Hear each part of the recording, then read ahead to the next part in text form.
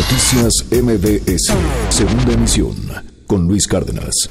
La detención de Omar Treviño Morales, una detención, pues sí, que representó un golpe para la organización de los Zetas, o para lo que queda de la organización de los Zetas, pero tampoco es momento de cantar victoria, de dedicarse al jolgorio, no, para nada.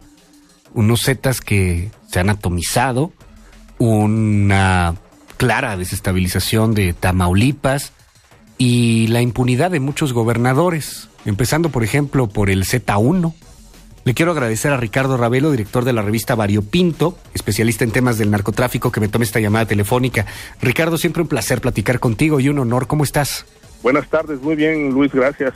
Oye, cuéntanos primero un poco de la historia de los Zetas, cómo empezaron, cómo se pelea con el Cártel del Golfo en algún momento este ejército particular de Ociel Cárdenas, y cómo terminamos hoy pues ya con la desestabilización del mismo grupo, con uno de sus líderes supuestamente abatido, Lascano, después detenido Miguel Ángel Treviño y ahora también Omar Treviño. Cuéntanos un poco, recuérdanos, Ricardo. Sí, Luis, con todo gusto. Bueno, la historia pues es muy larga, digo, de manera sucinta te diré, este grupo surge en finales del año 97, cuando pues el Cártel del Golfo, en aquella época representado por Ociel Cárdenas, había sustituido a Juan García Ábrego, que en 94 había sido detenido y de alguna manera deportado a Estados Unidos.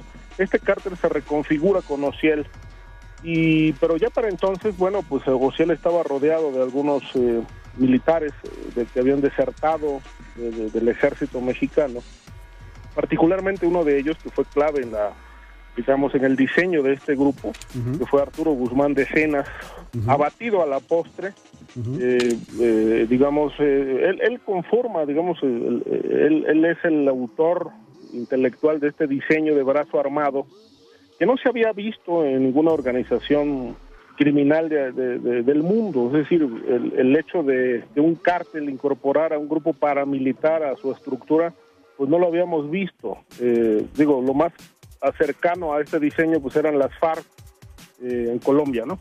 Pero este grupo se significó principalmente por sus ejecuciones masivas, por realmente actuar, y allí donde actuaba pues dejaba verdaderos baños de sangre.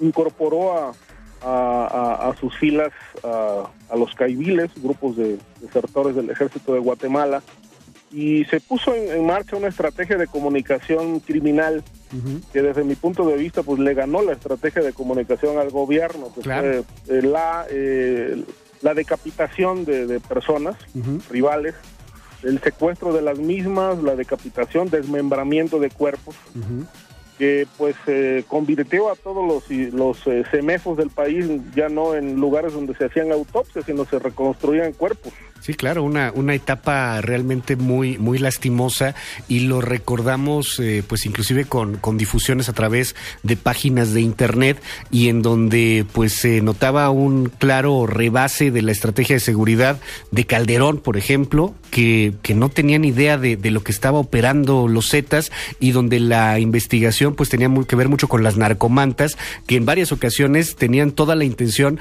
de que fuera esta narcomanta una información de contrainteligencia para confundir más aún a la autoridad, ¿no? En un sentido, aunque realmente, si analizamos bien la información que se hacía pública a través de las narcomantas, pues sí, no había, había mucha información veraz, que en su momento pues debió de tomar en cuenta la autoridad federal, nombres de militares vinculados, personajes de la política ligados a la protección del narco. En fin, hay toda un estudio que entiendo se llevó a cabo en el ITAM respecto del fondo que había en la información publicada en las narcomantas. Ahora, esta estrategia obviamente pues tomó a muchos medios de comunicación por sorpresa, porque hacían llegar videos, documentos, expedientes, fotografías de hechos de horror que en buena medida, en algunos medios de comunicación, sobre todo de los estados más sacudidos como Tamaulipas y Nuevo León, por citar dos, se difundían como información ordinaria, luego se dieron cuenta que, bueno, pues le estaban haciendo, o sea, cumpliendo una tarea de informar, de alguna manera también estaban sirviendo sin proponérselo a los intereses del crimen organizado. Lo cual se generó toda una polémica porque, bueno, allí donde había espacios para la información que filtraba la delincuencia, bueno, pues seguían llegando más información y videos. Fue toda una estrategia del propio expresidente, bueno, el propio presidente Calderón en su momento expresó que pues le llamaba la atención que las notas de 8 columnas aparecieran cabezas decapitados y no realmente las acciones gubernamentales, ¿no? Ya. Oye, ¿y cómo fue evolucionando después? Porque recuerdo el abatimiento, por ejemplo, de Heriberto Lascano y cómo va mermando el poderío de un cártel pues que era conocido en el otro lado del mundo, que tenía nexos con distintos tipos de mafia, que podía estar traficando drogas y distintas sustancias y material prohibido a lo largo del mundo, porque no nada más son drogas, o sea, es una organización criminal extremadamente compleja. ¿Cómo fue mermando? ¿Fue mermando, Ricardo, o realmente no? No, realmente, bueno, lo vemos. El cártel de los Zetas realmente pues ha significado por ser un grupo que se ha sorteado distintos momentos de crisis. La primera, digamos, en 2004, de 2004 a 2007 se da el desprendimiento. Tras la caída de Ociel, que hay que recordar que, bueno, fue detenido en Tamaulipas después de la fiesta de 15 años de su hija, en una operación bastante difícil, por cierto, porque, bueno, fue un rastreo amplio. Justamente porque el capo usaba 31 celulares, uno diario, uno por día. Ya. Y era muy difícil su ubicación por eso. Lo detienen, lo extraditan, y entonces viene abajo un poco la estructura del cártel con su brazo armado, a pesar de que Ociel, bueno, seguía operando desde del penal del Altiplano. Y este grupo se desprende de los Zetas y deciden, pues, ser un cártel por sí mismos, ¿no? Ya. Tenían todo para ello, se estructuran. Luego viene otra división, que es la separación de los grupos, es decir, Treviño Morales por un lado y Lascano por otro, que finalmente, bueno, termina con la detención de Lascano, la aprehensión de Miguel Ángel. Y bueno, pues este grupo ahora estaba encabezado por Omar, el hermano de Miguel Ángel, que estaba operando en todo el corredor Zacatecas, tenía un enclave importante en Morelos, el Estado de México, Nuevo León, era muy amplio. Ellos tienen un control más o menos de 20 estados, sin contar, digamos, toda la penetración que tienen hacia Centro y Sudamérica, como bien citaste, se ha internacionalizado. Incluso se llegó a acreditar vínculos de los Zetas con grupos de Colombia, con Drangheta en Italia, y traficaban mucha droga vía España, que es la puerta de entrada de las drogas hacia Europa, ¿no? Y a Estados Unidos, obviamente, todo el Valle de Texas lo tenían controlado. Bueno, allí es donde truena el escándalo aquel de la compra de caballos, pura sangre, que, bueno, era uno de sus tantos recursos para lavar dinero del narcotráfico, aunque no propiamente del narcotráfico, porque, como bien citaste, es un grupo muy versátil que tiene un portafolio bastante amplio de actividades criminales. Desde robo de combustible, tráfico de armas, lo que sea, tráfico de personas. Sí, la venta de protección, el control de giros negros, entre otros, pues que han sido bastante socorridos, y entiendo que los ha convertido en un grupo boyante, ¿no?, en el mundo del AMPA. Pero es muy interesante lo que nos dices, Ricardo, porque ya no hablamos, y no necesariamente por estas últimas detenciones, aunque obviamente sí influyen, pero ya no hablamos de un solo grupo unido, sino de estas divisiones. ¿No se llamaban de manera diferente? Es decir, todos a final de cuentas son los Zetas, los que eran los Zetas de Lascano también eran los Zetas de Treviño. ¿No había una diferenciación entre estos dos? No, todos eran Zetas, nomás que, bueno, se dividieron los grupos, se fraccionaron. Y de hecho, bueno, el grupo en sí se fraccionó porque el diseño que tomó fue más o menos similar al de las FARC. Eran pequeñas estacas que operaban por regiones, con un jefe y un grupo de sicariato y un área contable.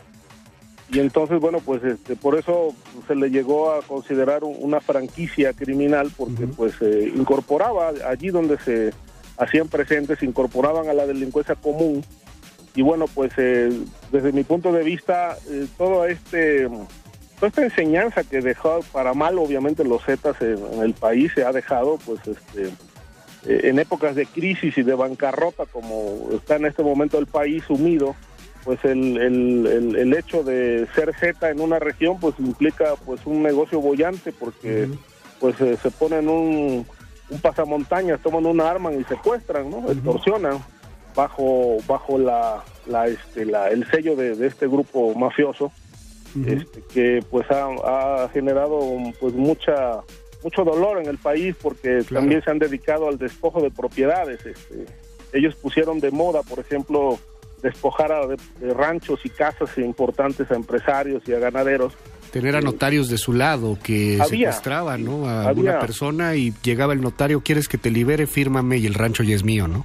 Y así se quedaron con casinos, incluso en Nuevo León. Hay todavía por ahí jueces implicados en estas operaciones de cesión de empresas por la vía del secuestro, por la vía de la presión, donde están implicados pues incluso el zar de los casinos, entre otros empresarios de estos rubros allá en el norte del país, obviamente amparados con el caso de los Zetas. Incluso el Casino Royal, que fue incendiado, pues fue operación de los Zetas, justamente porque los dueños de esta empresa no habían pagado. No habían pagado las inversiones que se habían dispuesto para lavar dinero de los Zetas mediante estas acciones pues legales, pero al fin de cuentas pues con un trasfondo ilegal, ¿no? Oye, Ricardo, ¿qué lectura tienes del lugar de la detención de Omar Treviño? Que haya sido en Nuevo León, que haya sido en una casa pues relativamente de lujo, tampoco estamos hablando de una supermansión, pero sí de un lugar relativamente de lujo. Estaba escondido, hay fotografías, de hecho las vamos a postear en un momento más en nuestra cuenta de Twitter, están circulando en los medios de comunicación. Digo, una casa cómoda, insisto, quizá no la gran mansión, pero sí una casa cómoda en una zona pues relativamente segura en Nuevo León. ¿Por qué se escondía ahí? En San Pedro, ¿no? En San Pedro Garza García. Un lugar donde se han confundido empresarios con capos. Exactamente. Pues mira, sí, de hecho su hermano vivía en condiciones muy similares, Miguel Ángel, ¿no? Se dedicaba a crear, digamos, ganado, a crear venado con la blanca, era uno de sus negocios. Ricardo Ravelo, siempre es un placer poder conversar contigo. ¿Cómo te seguimos en la revista Variopinto? ¿Cuál es la dirección electrónica de la página de la revista? Sí, es, digamos, a ver, www.revistavariopinto.com.mx. Mi Twitter es @rravelo26. @rravelo26. 27, @rravelo27. Ricardo Ravelo, me quedo con varios temas de esta conversación, con varios tópicos importantes. Muchísimas gracias y estamos en comunicación, si me permites. Cómo no, Luis, buenas tardes, gracias. Noticias MBS, segunda emisión, con Luis Cárdenas.